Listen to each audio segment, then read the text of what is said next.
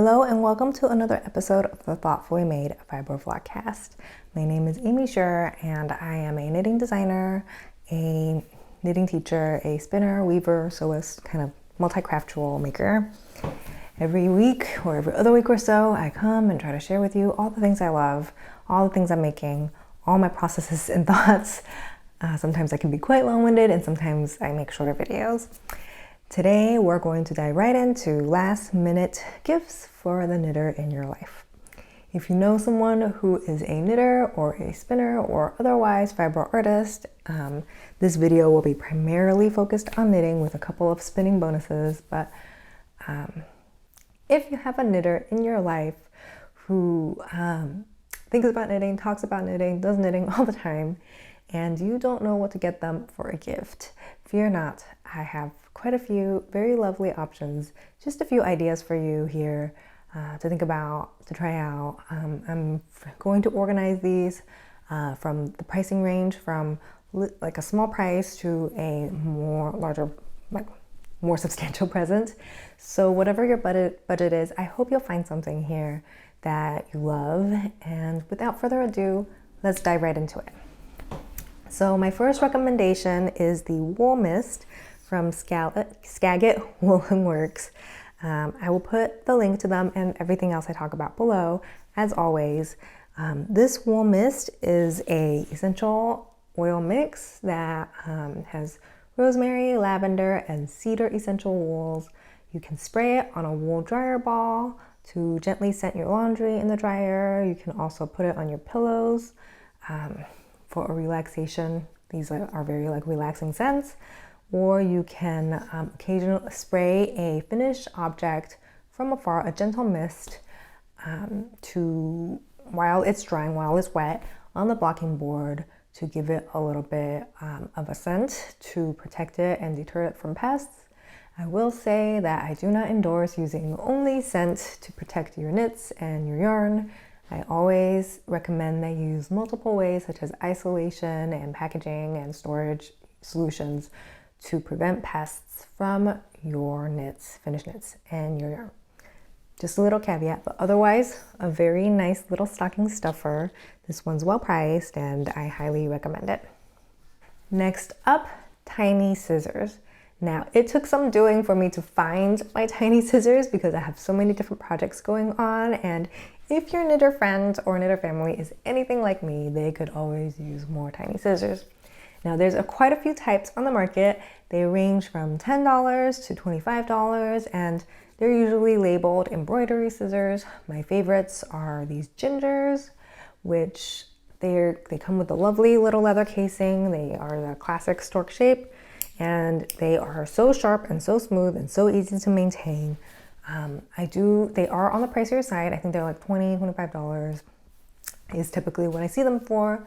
But I think they're well worth it. They are much sharper and much easier to use than the more affordable alternatives. So if you're a person who has not got Gingher scissors yet, I highly recommend.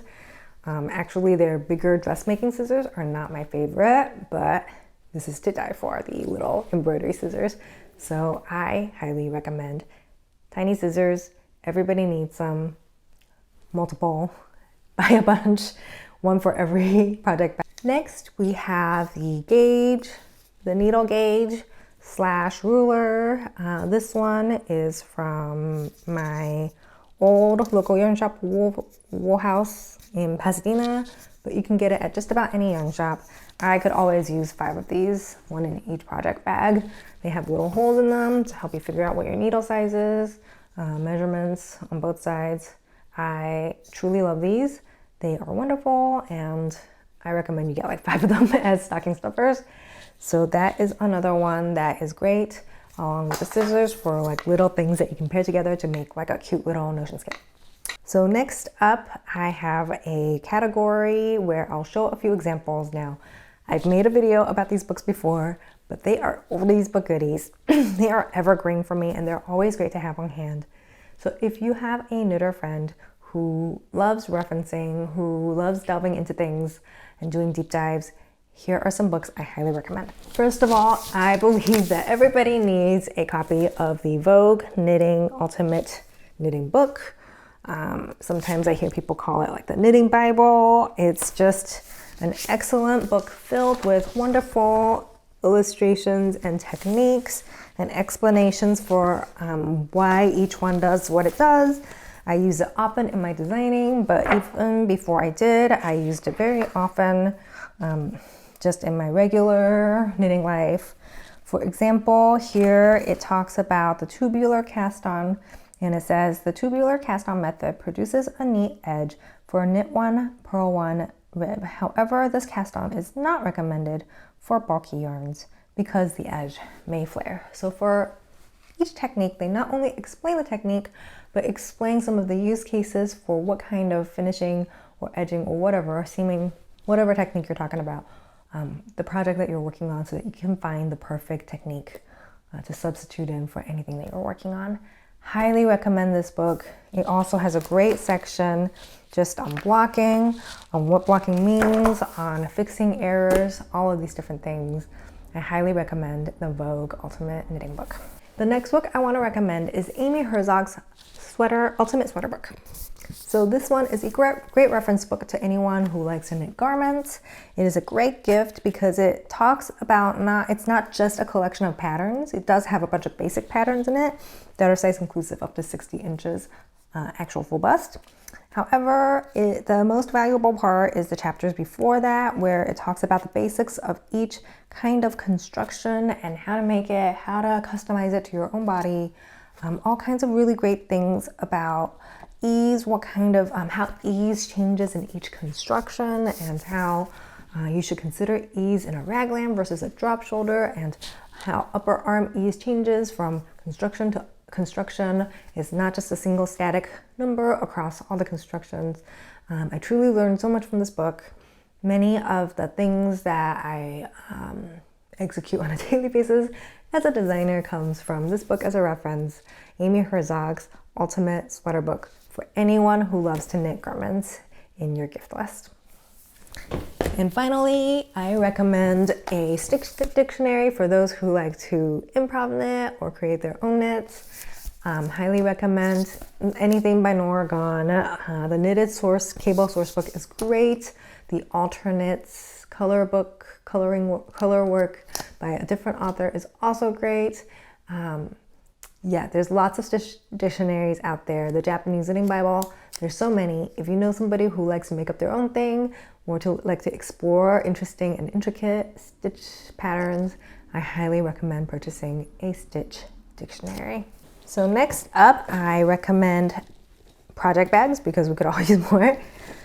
It's quite difficult sometimes to find a project bag that's sturdy and stands up to use and can hold a whole sweater's worth. Some of my favorites are by Pearadise Island. This is from them.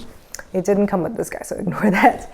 Pearadise Island is located in Canada, and she makes wonderful screen printed, or she uses like fabric that's pre-printed and makes really wonderful sturdy knitting bags. You can see this one stands up well on its own. It's perfect for a fingering weight sweater in my size. It is good for shawls. I think she makes even bigger ones, but this is the one that I have.